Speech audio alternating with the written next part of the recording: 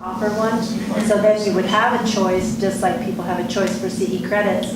You can either come, like in our board, you can come and as a part of our dues and stuff, we get classes and stuff, but then there's still people in our board that choose to do online because Okay. they like that better, so it's a choice for them. Okay, okay. So that maybe like it would be quarterly. I mean, at least 3 offices maybe would hopefully pick it up and you could pick one that fit your time or one that fit your distance. And one other choice that was online if you could. That'd probably be a good time to win or. I know, you're not kidding, I know, because you think about people, if it's October, November, you have a long time that you have to wait. And Well, I think the Board of Realty Regulation never scheduled anything until May. They had maybe one in November, and then they waited until May to do May through October to do the rest. So, But yeah, that'd be the perfect time for the online. it would be, absolutely. Yeah. Mhm. I think that's just important because the goal is to give the newly licensed agent the tools that they need to do the job correctly. As soon Why as in the possible. world wouldn't you want to make that available to them? Yes, As soon as possible, yeah. And where in the world are you? Class, you're a broker. And you're a broker. Guilty, are you? They're reporting back. But I guess we're not you know, supposed to be. You're not supposed to be on this panel, that's okay. Are we supposed to be salespeople? I know. I can do that. What's that look like to you? Change your hat. Yeah, I know, yeah. We had lots of broker input yesterday, so I'm That's used right, to I it. wasn't here yesterday. But if you, I agree. I mean, I'm not a person that, you know, online is the only way to go, but we have really good technology now and the ability to do that. And we do have a limitation on our ability to travel. So I do think that that could be something that came up yesterday in a focus group was the possibility of like extending the rookie class beyond just that 1.5, 2 days, whatever it is, to give the newly licensed agent the opportunity to do more, not just with their broker, but to do more training with other agents across the state. So whether it has to do with forms or ethics or some type of a requirement to say, you know, you start and then maybe for the first 3 or 4 months, it's 3 or 4 hours a month or something that you would actually, what do you think? I think it's good enough the way it is, because Okay. the broker is supposed to be the one that takes over, and it's amazing to me the difference of philosophy. Okay. So- And I think it's, you know, you have some responsibility rest on that agent. If they feel like they're not getting the training, then they can pick another broker, but we shouldn't take Doug's money to help provide those classes because so-and-so doesn't want to make the decision to go to a broker who trains. Okay. Okay. And Or don't you want to thank me for watching out for your money? thank you very much. Yeah. Yes. I had my hand in my pocket. I mean, I just think you have to be careful when you start mandating That's what I think. Yeah. further training. Okay. I think, I'm remembering back to my rookie class, and, you know, and the forms course, but when I really learned was when I was starting to have transactions. Right. And that's when I relied on my managing broker. And so that, and I learned better by hands-on. So sitting in a course for 6 hours or 8 hours, talking about these forms doesn't do me a lot of good until I'm actually needing to perform. And so, Practical yeah, application. and so, Right. See, I have a different thought on that. Sure. I agree that it's transactions and whatnot, but what is coming from Virginia, a different perspective. This rookie class, and I think what's problematic is there is nothing on here about wells and land and, well, radon, septic. There's Irrigation. nothing on that, and those are so important. And I'd rather know where to go or get an overview versus crisis management. I mean, you're gonna have crisis management anyway, because each transaction is different, but I don't see on this rookie class There's a lot. anything that's, I think that's why you have a broker. but I just think that in the rookie class, that they could do a 1 or 2 hour or, overview. This is where you need to go on wells. This is because it's not the same broker to broker. I've lived it. And so I think it's so important as an advocate for your client that there should be, even if it's just an hour, here are the resources, you're responsible, you gotta figure it out too. But those are so important here in Montana. Water rights, all those things. And they're, So you're talking about expanding the classroom then? in the yeah, rookie I class? think that's important enough to have an hour with handouts, saying go to your broker or, depending on your broker, you're responsible too. But there's no mention of what makes it unique. There's something on water rights, but you know what I mean? That you need to do diligence, that you need to do to be the best advocate for the consumer. And I Okay. think it's woefully missing here. Okay, So I would add those things to it. I don't know. so what if we had an example where there was maybe an online follow-up or some type of a follow-up to the rookie course? Because some people are not gonna have the same supervising or managing broker experience as others, and some people, so one recommendation that I've heard is have some type of case-based scenario that requires that your supervising broker get involved. So they'll give you maybe an online example of a scenario to fill out a buy-sell, and then it requires that you go to your supervising broker to kind of grade that for you prior to actually having a real case situation prior. So, I mean, that could be an additional practical application type situation. But I think that's where it comes from. It is the managing or the supervising broker's responsibility, but also not everybody has that same experience. And I really think when you're a brand new rookie, you don't even know what to expect that anybody's gonna do for you. Yeah, It you might don't take know a what you're while supposed to know. before you realize that you might not have what you need. Yeah. And so, in a best case scenario, you're just gonna have someone who nurtures you right along and, helps you with all the things, and they see the responsibility and that they have in the arrangement. I mean, it's either like all of this, you could either not have this and it just falls on the broker to train you when you get out of Canoa Morton. Or you have this and you could have more of it. That doesn't take away from the fact that ultimately the broker is supposed to. So I agree there might be other aspects that could be added to this. And I agree that further follow-up somehow, and maybe in a forum where you're online, would be good, where maybe the majority of agents that have been agents for a while, they wouldn't be interested because they've been there, done that, but for a rookie, it's like you really need that, and case scenarios are huge, where people come, and that's the most interesting part for me at any of the classes, is when they relate those things in a Mr. and Mrs. Buyer and Mr. and Mrs. Seller situation, where you really, it's not just on Cut and dry, paper, right. it actually is something that happened and you can project yourself in there. So to have those kinds of things, I would have done that a lot to try to help me. And for example, you're talking about that, it was like, until you get into your transactions, you really haven't done it. I mean, I talked about I came in 2008. Does that tell you where I've been? And I mean, I called it hypothetical real estate. This is what one would do if one would have a buyer. And this is where one would have the buyer sign. And this is where one would file the paperwork if one had a, fully closed transaction. And I mean, forever. I didn't have very few. I Okay. kept having to tell myself I'm not a bad realtor. I'm not. And so, even now, we're not here in the valley, we don't have just transactions every other day. So Yeah, you need that in order to have the confidence to move forward. right. And you can't gain the confidence, it's almost like experience and job before experience, that kind of thing. So I Right. think it would be good to have more stuff available, and maybe the online form would be the easiest way and the least expensive way to do that. And then I guess you'd get feedback of whether new agents saw that as a valuable resource that they could go to get the information that they need, whether they have a great broker or not.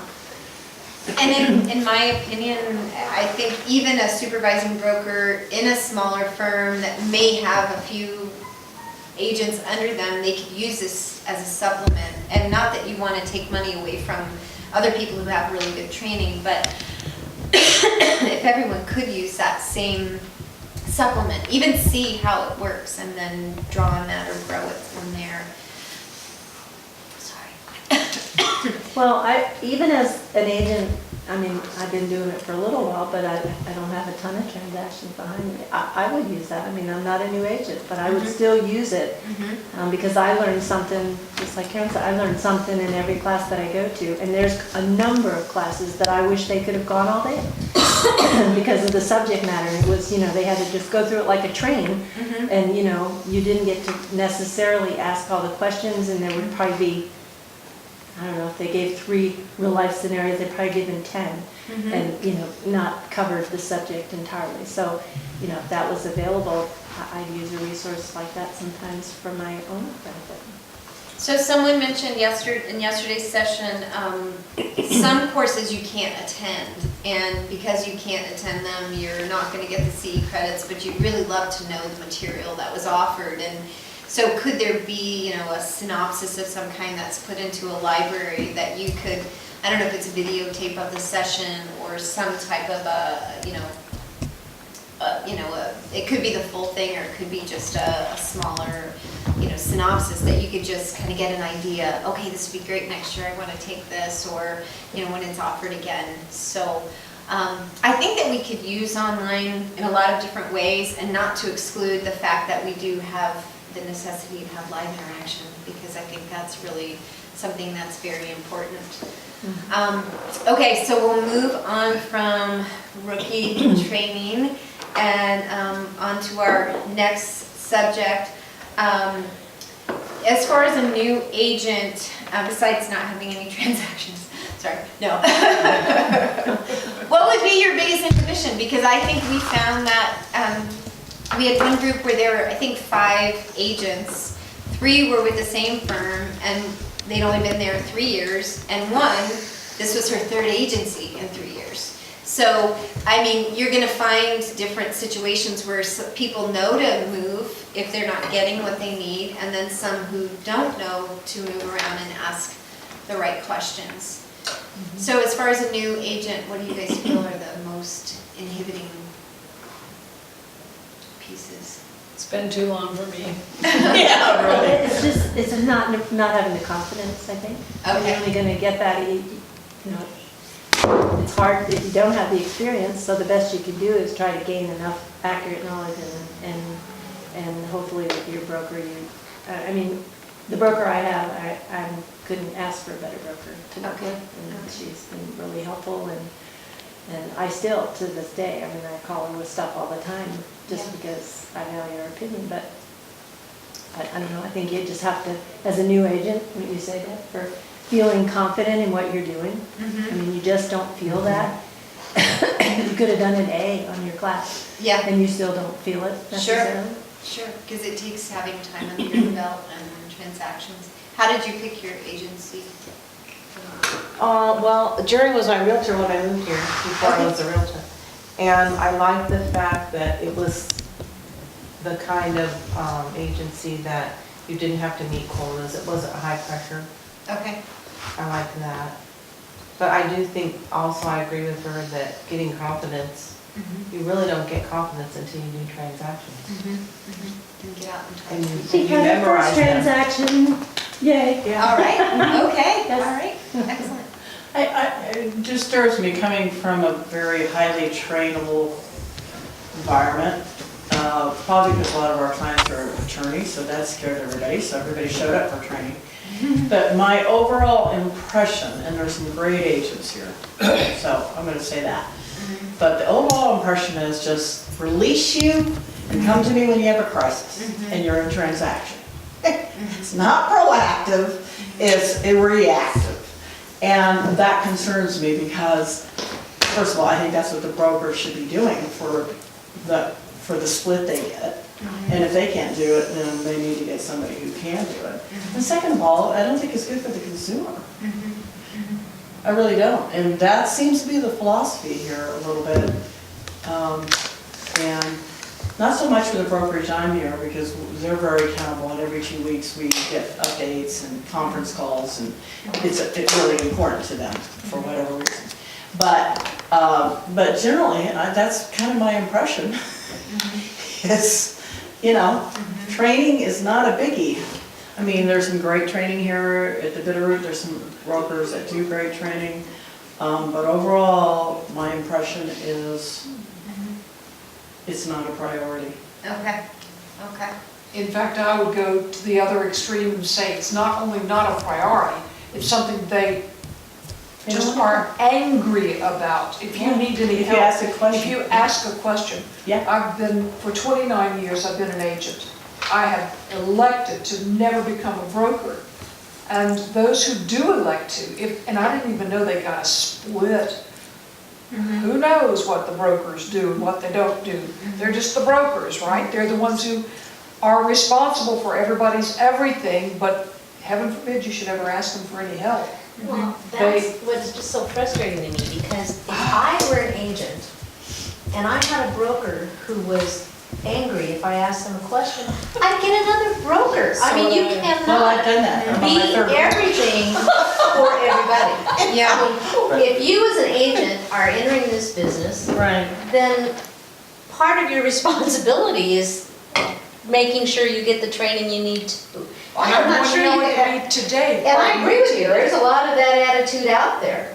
Yeah. But you're growing your business, so you need to make some decisions. Oh, yeah, you have to take responsibility for Yeah. yourself, but I'm just saying and again, this is caveat of some really good agents in this valley that I've learned from, so I don't want to paint a really dismal picture, but I have to say that people showed up at the training I did in Virginia. Because, first of all, the broker required it.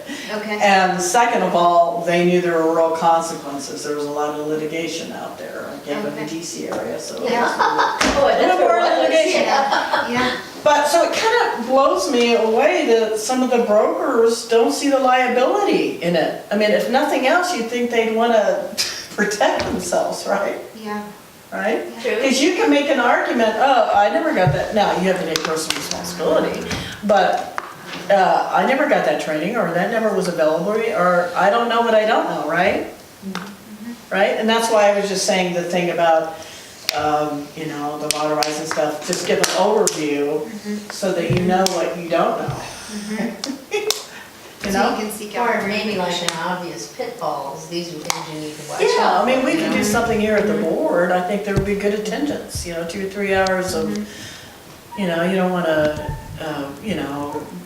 release confidential information in a transaction, but you could generally give a scenario and talk it out, bulletproof your transactions and these things, and I think you would have a pretty good attendance, don't you guys think?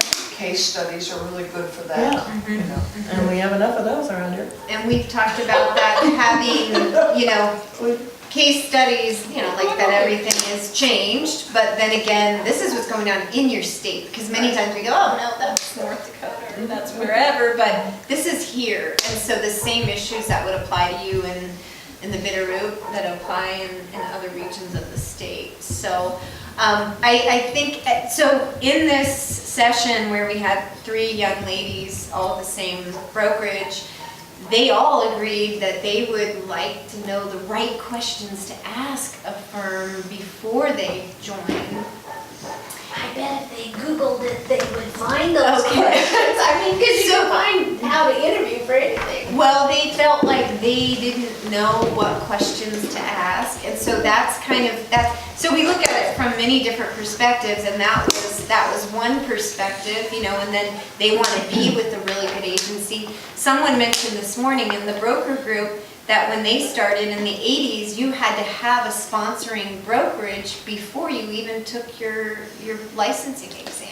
Before you were allowed to take your licensing Yeah, exam. yeah. So is that an idea? I mean, that's putting the chicken before the egg, or does that give you that responsibility?